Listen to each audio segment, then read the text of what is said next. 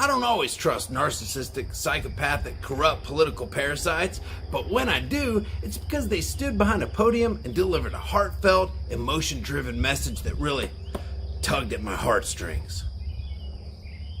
Yes, ma'am. Do you deliver soy milk? No!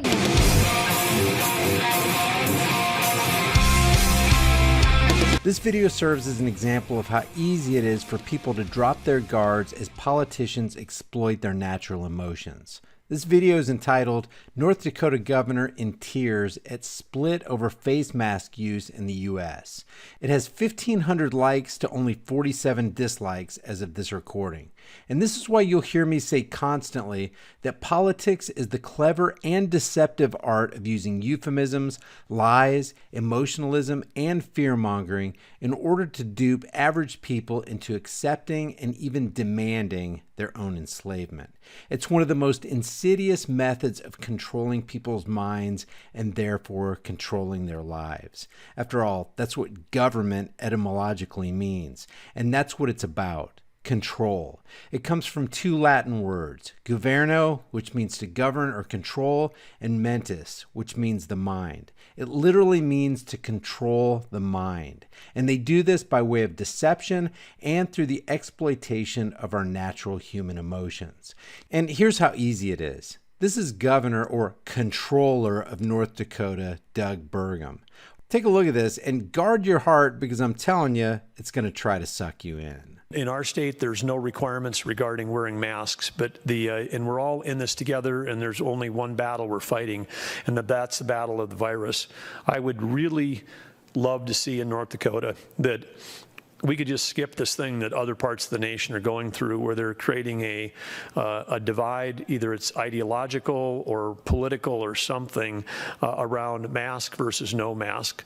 This is I would say, senseless dividing line, and I would ask people to try to dial up your empathy and your understanding. If someone is wearing a mask, they're not doing it to represent what political party they're in or what candidates they support. They might be doing it because they've got a 5-year-old child who's been going through cancer treatments. They might have vulnerable adults in their life who are currently have COVID and they're fighting.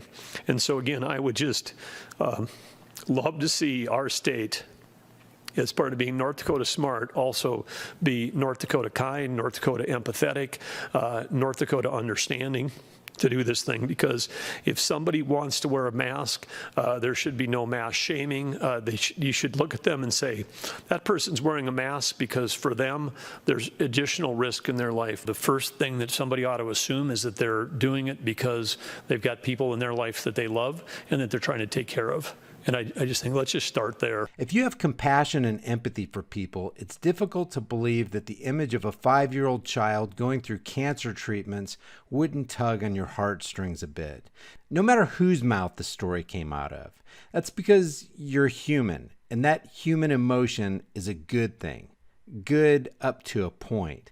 Where it goes wrong is when you allow those emotions to rule your mind and guide your actions in a very bad, very destructive way. What he said and how he said it definitely evoked emotion. No doubt about it. But some people looked at this and totally dropped their guard. Let's look at some of these comments. A politician who does not think it's bad to show emotion and humanity? Can we all have this man as our leader, please? You want a leader because the guy made a 60-second political sales pitch and went after your heart, and then you let your heart override your mind? It was that easy? Wow, what an amazing man. A politician who actually cares about people, something we haven't seen over here in the UK for far too long. Guys, reality tells us that believing there are politicians who care about people is like saying there are pedophiles who care about children or rapists who care about women. A politician with empathy? Thank goodness there are still leaders in the USA who are unafraid to A, challenge bigotry and hatred, and B, display genuine empathy. His comment about a 5-year-old with cancer seemed to have a personal ring. Yeah, it may have had a personal ring, But remember, this guy is one of 50 very corrupt individuals who've been bought and paid for across the country. Those governors are there to see that the rules of the state are enforced and that people are mercilessly punished for having done nothing wrong but disobey the edicts of psychopathic narcissists. These are the facilitators of the war on drugs, which is really a war on people. These are the people who violate their oath and trample the Constitution under their feet every single day. Don't think for a second that they care about you in the least. If they cared about you, they wouldn't be ruling or governing or controlling you. This guy is what every human being should be like: kind, caring, and loving. Bless you, sir. The best speech I've heard a politician make in a very long time, and it is a speech that should not have been needed. Why are we so easily swayed by fine-sounding emotional words from people we know to be criminals? Guys, think about it. These people are criminals. Governors, presidents, vice presidents, congressmen, senators, they're all criminals. They understand how you tick. They know what to say. They know how to get into your mind. Edward Bernays said, if we understand the mechanism and motives of the group mind, it is possible to control and regiment the masses according to our will without them knowing about it. And that's what politicians do. This person says, this is what having empathy and kindness looks like. Caring and consideration for others. What a concept. Empathy and kindness is not a politician standing behind a podium in a nice suit, pushing emotional buttons while he spends most of his time in a back room selling you down the river to the international banking cartel and the CIA. Remember, it's far easier to deceive the masses than it is to convince them that they've been deceived. If you take away anything from this video, remember this. Propaganda and politics does not just deceive people, it helps them to deceive themselves. It's as powerful as heroin. It surreptitiously dissolves all capacity to think. And it's a monologue that's not looking for an answer, it's looking for an echo. I was personally choked up when I first heard this guy speak. It drew out my emotions and I was momentarily resonating with this guy.